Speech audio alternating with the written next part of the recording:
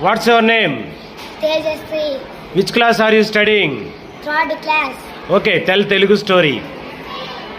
ఒక అడవిలో ఒక సింహం ఉన్నిందంట. ఆ సింహము ఒకరోజు నిద్రపోతా ఉంటే ఒక ఎలుక వచ్చి దానిపైన దూకుతా ఉన్నిందంట. అప్పుడు ఆ సింహము పాపం వచ్చేసి గట్టిగా పట్టుకునిందంట.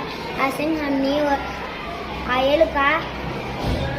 ఎలుక నన్ను వదిలే, నీకెప్పుడు నేను సహాయం చేస్తా, నన్ను తినద్దు, నేను వదిలే అట్లని చెప్పిందంట. నువ్వు ఎంత ఉండా, నువ్వు పోయి నాకు సహాయం చేస్తావా అట్లనిందంట. లేదు నేను సహాయం చేస్తా అట్లనిందంట. అప్పుడు వదిలేసిందంట. ఇంకొక రోజు ఒక వేటగాడు వచ్చి సింహము నిద్రపడతా ఉంటే వాళ్ళేసి పూసాడంట. అదంతా ఆ ఎలుక చూసి నోట్లో కొరికి వేసేసిందంట. అప్పుడు సింహము ఎలుక ఫుల్స్ అయిపోయారంట. Very good, super.